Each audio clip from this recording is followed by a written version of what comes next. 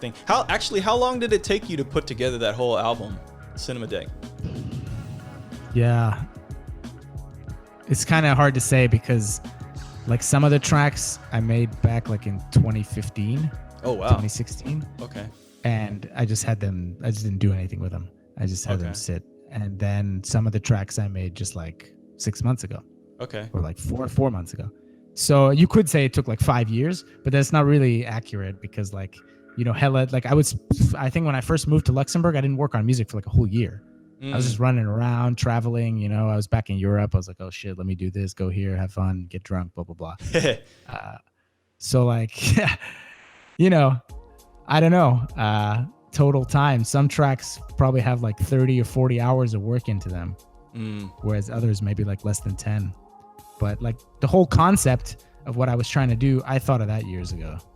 Okay, so it's been kind of like something that has been in the back of your mind to, put together eventually. Okay, yeah, no, I feel like I'm kind of like that with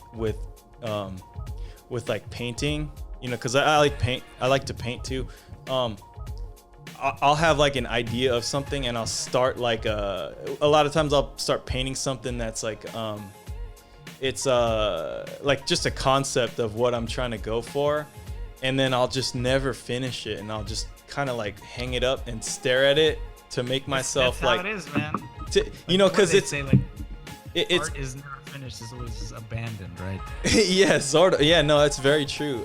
Because you what I would always try to do is just have it there, look at it, you know, every day. Just look at something and go, okay.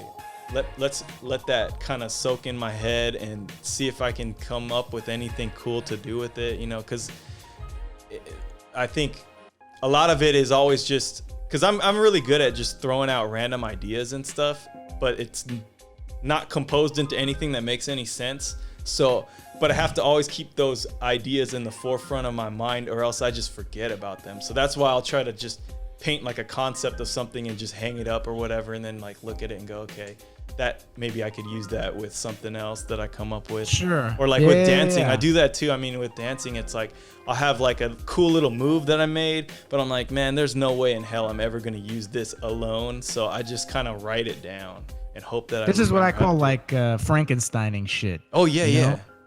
You just like take bits and pieces from shit you made that's all not really good, let's say, on its own. Yeah, but yeah. If you like Frankenstein that shit together and put it into one thing, now it's pretty good. Would you say that there's a lot of tracks that you've made that are like that?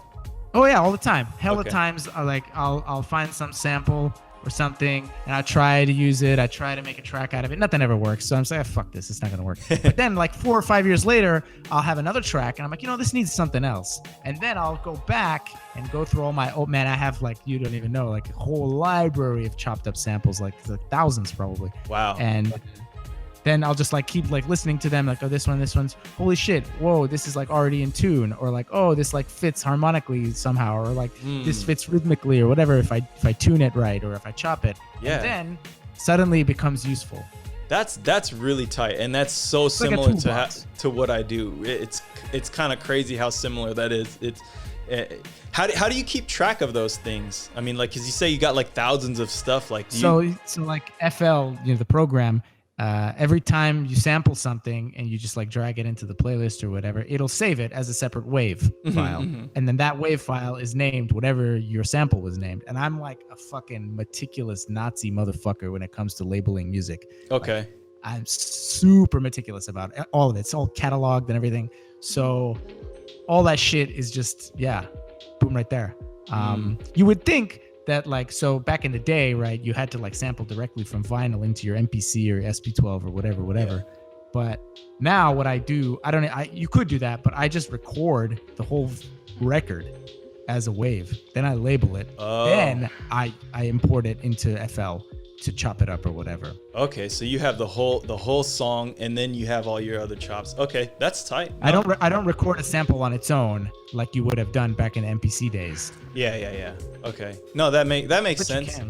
And so then, like, the way that I do, like, when I'm doing kind of this whole Frankenstein process with like dancing, it's like I'll make a move and I'll just write down how it started, how it ends on a piece of paper, and I save that. And, you know, I know that it's like junk moves, but I'll just, you know, kind of go on with my life.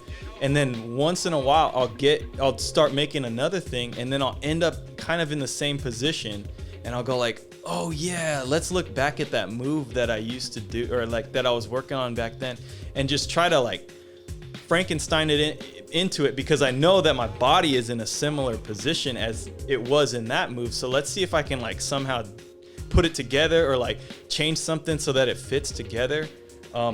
But I honestly don't have a really good process of like remembering that, other than just writing it down. It's hard. It's kind of hard. It sounds way harder with what you're talking about.